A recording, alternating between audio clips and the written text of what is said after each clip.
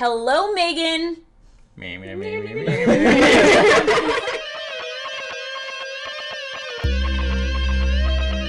yeah. Fuck yeah, we fucking got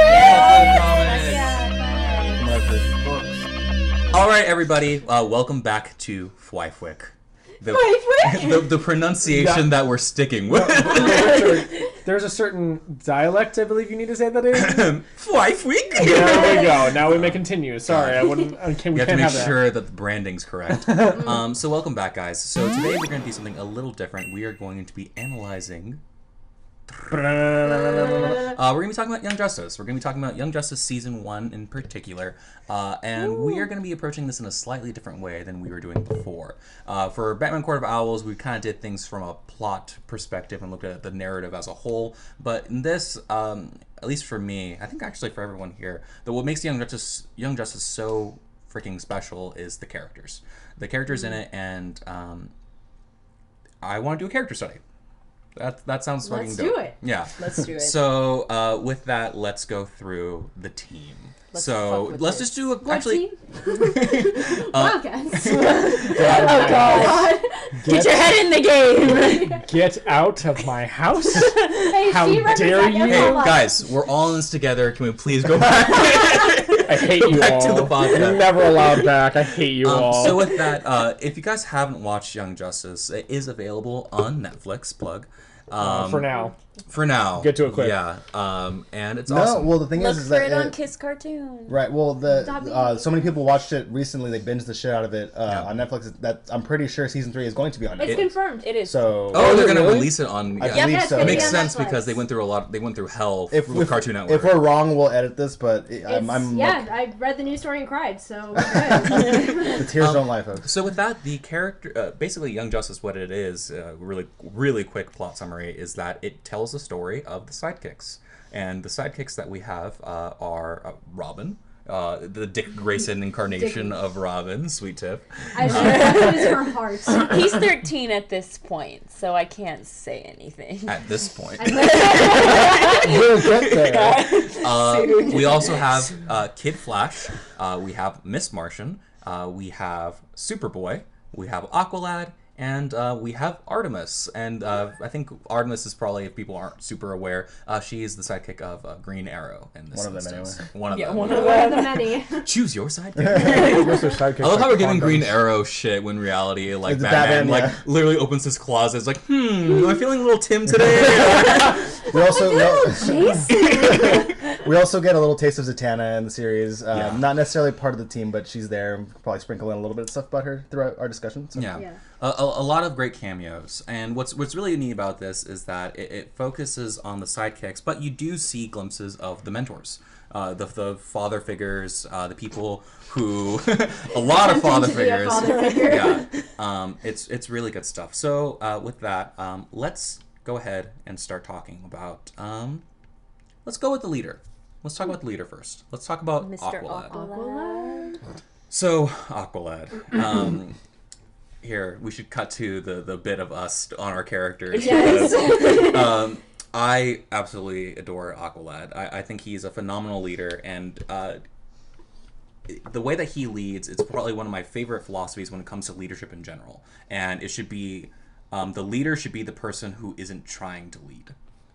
But people always look to them, for example, anyways. He's never saying, you know what, I'm the strongest or I'm the smartest, so I'm going to lead. He was elected leader by everyone else. Yeah. And there's that great moment with Robin where he's like, I don't want this. Yeah. You're better for this. Yeah. Yeah. And it's the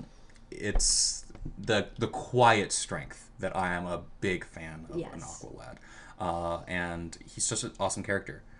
He's a hydromancer, fucking throwing water maces at people. He's just so cool. And he's soft-spoken, which is really, really awesome. And harkening back to why the whole quiet thing, he only says, I think maybe once throughout the series, like, you have to listen to me because I'm your boss, essentially, is in the episode where they found out he was keeping secrets, and when they all turned he on straight each up tells other. them, he's like, you know Trust what, like, you issues. don't have to like me, you don't have to do whatever, but on this mission, I am in charge, and you have to do what I say.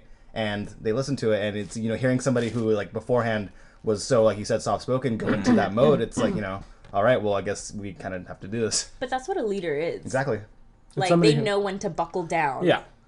And he's naturally been the leader from his actions, from everything. Well, one of my favorite things about Aqualad just in general is that he, as not even just like, as this, fictitious character, what have you, but like as a person, aside from, his Atlantean roots, he has this very ingrained complex, it seems like to me, where he has to be better, it seems like a lot of the time. Yeah. Like that's his, like he just has to be better. And it's so interesting because like through the series, like you can understand where that comes from. And I think it harkens back to some of the issues, he has with parental figures and whatnot. And it's the trying to be better than the people who came before you. So I really appreciate him for that reason. But other than that, I also just really love him just because like the amount of unnecessary responsibility he takes on. Like, it's just absurd. And to go off of that, and we were kind of doing a little pre-game prior to this, so we make sure that we can have our thoughts. I'm so hammered on Young Justice, man. A little bit, but one of my favorite traits about Aqualad is that he's altruistic.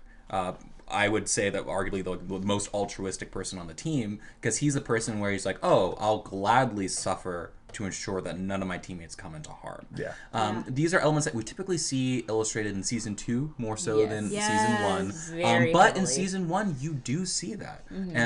But what I love about Aqualad is that he never complains to the team.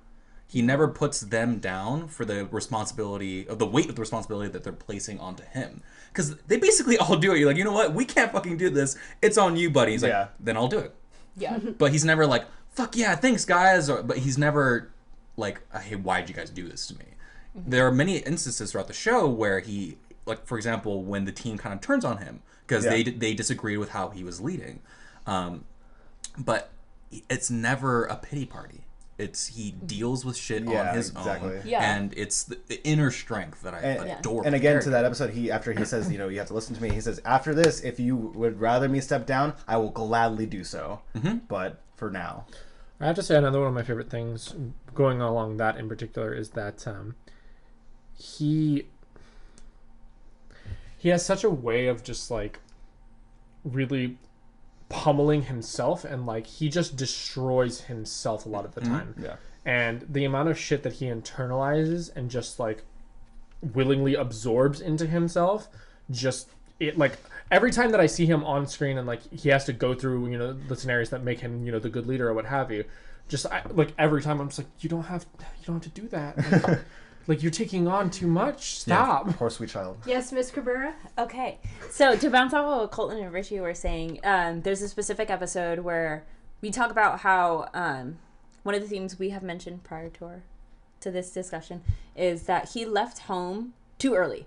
Yeah. Yes. For his own good. And there's an episode in which he goes back. Yes. And that's where I wanted to segue to, because you talked about how he suffers in silence. Him going back to his home was him suffering in silence, because he had to choose between these two like worlds that he was once in. Yeah, literally almost another world. And literally another world. And would he go back to where his girlfriend was and his best friend? She ain't his girl no more. No. Mr. Steal Your Girl.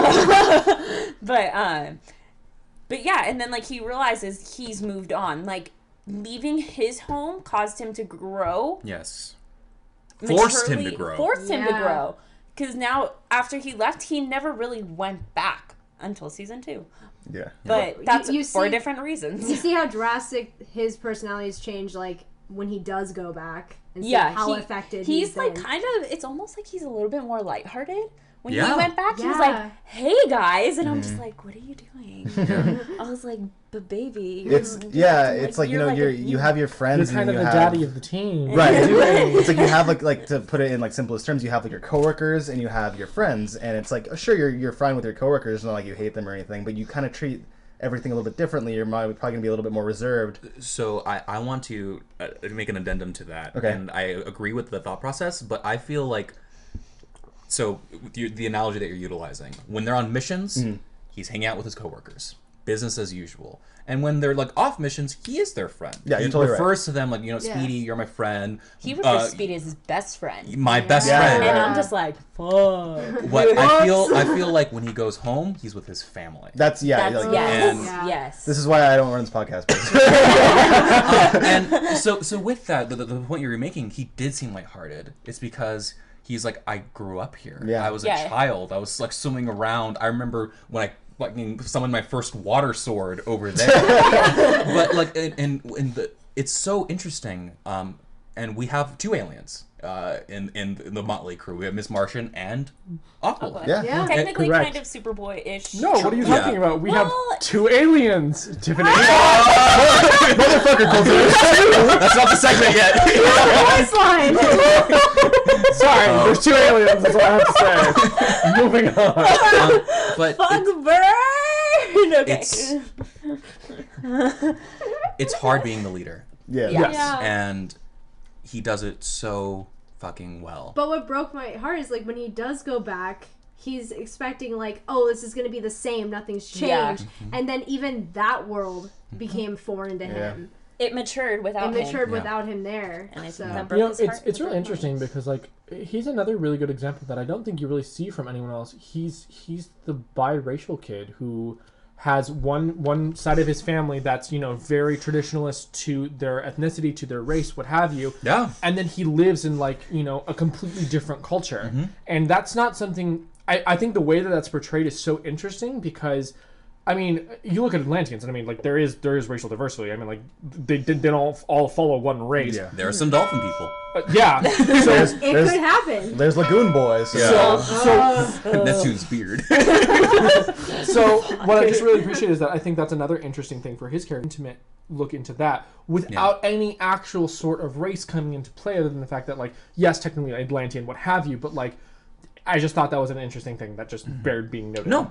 And that's the wonderful thing about comics and the narratives is that instead of your Mexican can be replaced with Atlantean in this particular and that's Yeah. fair. And that's even the show specifically, which was obviously originally geared towards children. It was on Cartoon Network, and you know they are able to like do these social commentaries without having to say, "Hey kids, don't hate black people." You know what I'm saying? And it's like they learn these lessons through this medium that can teach them this exact same lesson with other words and other things. Which on that same note, I do find it interesting that he is represented as somebody who is of like vaguely African American Right, descent. yeah. They're just like, haha! And that's why Zootopia was so good. We're not going to talk about that like on this podcast, but that's another thing, like, another children's medium No, that it's is true. like, you know, they can do things like that and give them these social values without having to explicitly shake them by their collar. But Young Justice is not a children's show in so many Well, ways. I Well, if honestly, you watch it it's as an passi- older person. It's passable in season 1 as a children's show. When you get to Okay. season 2, it's not. Okay, but I That's how think I as feel season about one it. progresses, It's geared. becomes It's a show less geared. of a children's show. It was a show that was geared towards children, obviously, but like It grew. from the writing, it was obviously something that adults and anybody who was a fan can enjoy and take things from. So, I mean, we were talking about Avatar prior to the recording, and I feel like I think Young Justice parallels to Avatar in a lot of most similar definitely. ways because Absolutely. it is a kid's show, but it challenges kids to think about these very complex issues. Yes. Yeah. But they use simple language. It's one of those Yeah. sayings where they're not going to use idiosyncrasy And not as a only term. Yeah. and not only do they do that, but they do it in a way that's not condescending. Exactly. Right. They're not talking down to kids and being like, "Oh, you're so dumb, you don't know this. We're gonna have to do this easy for you." It's just very well presented, and you know, It's the bring them up to a level rather than dumb it down Exactly. to a level that they It's can not insulting understand. to their intelligence as Exactly. children. And that's Exactly the theme of the show. Yes. kids. You Yes. should give kids more credit. Yes. Yeah. Wait a minute, writers. I see what you I think we're onto something. So since we're talking and now we're on the subject of kids, can we talk about Robin real quick? Yes. Because like So Robin. So we're talking about how Aqualad is this. calm down, Tiff. He's The not I- legal I love yet. him. We talk about how Aqualad is a leader for so many different reasons, but we did reference that in many ways, Robin is the best man for the job, but he's not Yes. quite ready for it. yeah. He's only 13 years too old young. in He the is, show. he's 13 years old in the show. He has been working with Bruce for years now. Yes. And he's a detective. He knows how to fight. He's the thinker. Yeah. In many ways, he's the thinker of the The group. strategist. Yeah, he's a Exactly. And much like strategist. his position with Bruce, he's being groomed for command, essentially. Yes. He's being groomed Yes. for command. So it's like, you know, His training continues. right, and I'm like, he obviously will get to that point, and then that's why the show is so good at portraying his characters, because you see those little leader slash like inspiring person qualities in him, but he's still a kid. Yeah. And it's like, he like one of my favorite little things is when he he'll hack into things. You have little like smirking Robin faces and stuff like that. It's like he's so cheeky when he's a kid. Exactly. I love it. He's a genius and it's obvious, but he still needs to mature a little bit. Yeah. What I like though, nobody in the team treats him like a child. Oh no, And that's like completely like he has that respect, but I think it's because they know he's not a child because he works with the Batman. Yeah. Because and Batman runs the show. I'm so glad that you refer to him as the Batman because I love when people do that because it's like oh yeah, it's like he's not just Batman, he's the Batman. Participles are important, kids. Yes, I Remember agree. Yeah. anybody that doesn't work with Batman doesn't have the right to call him Batman. Yeah. Everybody, it's the Batman. But he has such an advanced training working side by side with Batman. Like But then that's exactly why he's there. He needs to learn how to work with other people that are. Well, my biggest thing though is that, and I mean, I know we were talking about this a little bit before the podcast, but that's one of my biggest things that I appreciate about his character is you have this, because I mean obviously they're all sidekicks, so you get this with everyone, but I feel like with Dick it's the most pronounced is the idea of living in the shadow of someone. And what I love about it is that the way it's portrayed is that you get it to one extent where it's like you could almost see it as seeing Batman as almost his big brother figure in some ways, where it's you're living up to the expectation of this older sibling that you have, and you want to be just like them, and you're never going to achieve that because you're not them.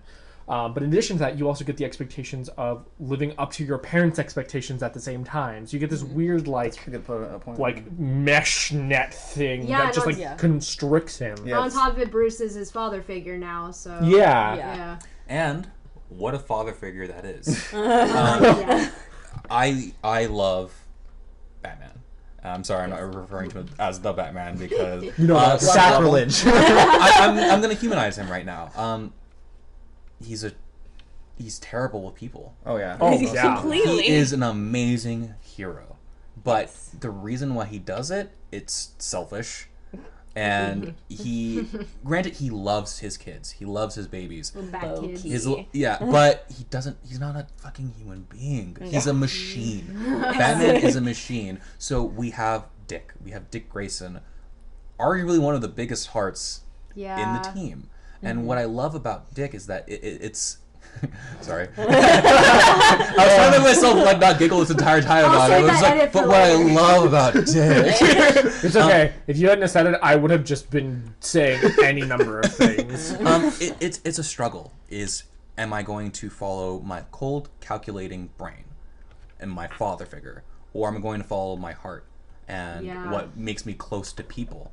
And that's the struggle that you see him going through. Near the beginning of the show, he's like, I am little Batman. I'm wearing that as a badge of honor. And then when the kids, they go through it, there's an episode. They literally get traumatized. Yeah, it's not even funny. Like they mentally get scarred. It's a mental training episode that turns sour, and it's like a VR kind of thing. Yeah, but it gets out of hand, it loses control, and the team dies. Yes. The team, and not every just them. dies. The Justice League, they witness everyone dies. Yeah. And they could have prevented it, and they couldn't. At one point, they go to the Hall of Justice, and then there's the cops, and they're like, "Where's where's the League? Where's Superman?" And he's like, "Superman isn't here or whatever." And then he tells Connor, he's like, "Well, you're Superman now if you're wearing that S." Yeah. And so it's like that weight is just thrown on them. But to go back to Dick specifically, is that after he deals with that, he says, I wasn't fazed by that.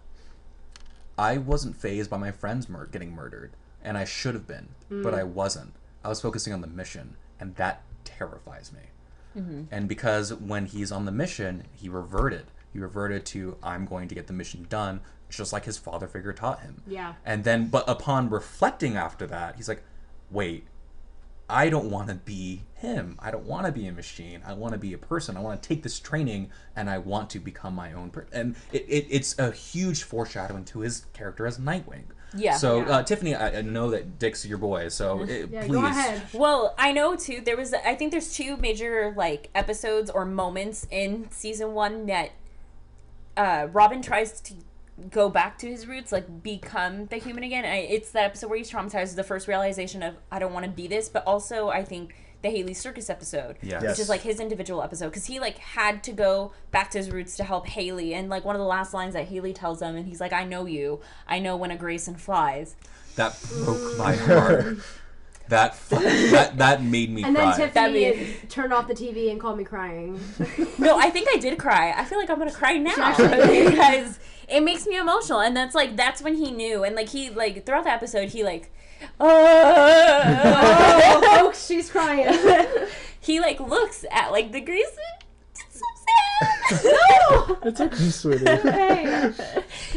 Yeah, this is to continue where you're going on. There's a poster with the Flying Graysons on it, and he stops for a second, and just kind of takes a look at it, and it's a really good moment. And you know, it's like that's another one of those things where it's like there's a human behind this mask, and he is eventually strives to be what, basically like take what he learned from his father, but spin it and make it his own. Well, Batman has many different incarnations, and I think that the thing that fluctuates the most with Batman is his humanness and his emotions.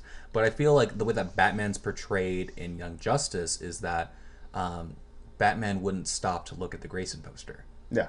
Batman would be like, I'm just going to keep moving. Yeah. And I just feel like those like tiny little differences. And to give him some credit, I mean, he doesn't want Dick to be him either. Yeah. Like, you know, he doesn't want Dick to grow up to be him, because in the episode where they're voting on new Justice League members, Wonder Woman, Diana says to him, you know, like he suggests Robin, or no, what was it? It was because they were arguing about Captain Marvel being in the league because they found out he was actually a child.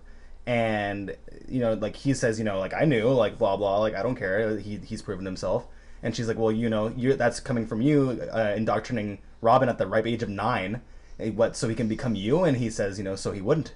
And that was probably one of my absolute favorite moments in the entire series, because it does prove to the fact that Bruce does care at least a little bit. You know, he cares, more than he shows. You know, and he's not just the big three of the Justice League. He's not just the terror of Gotham City. He is someone who took in a scared little boy who lost his family and wanted him to take that trauma and make it so that it didn't make it like he ended up himself. So I know what I like about Dick's character too is like the whole Young Justice like team, they only know him as Robin. There's only one person that knows his identity. Yeah, he always wears the sunglasses. Yeah. There's only one person that knows his identity, and that's Wally. Yeah. And Wally was the only person that didn't go on that mission with them because he knew that would be like mixing. And it's something that like Dick needed to do for himself. Yeah. And also to help like somebody that was essentially his family before he was taken in to Batman, because Haley Circus was his family. It's akin to an uncle relationship that he had with Haley. Yeah. Like, So I know you had mentioned talking about, you know,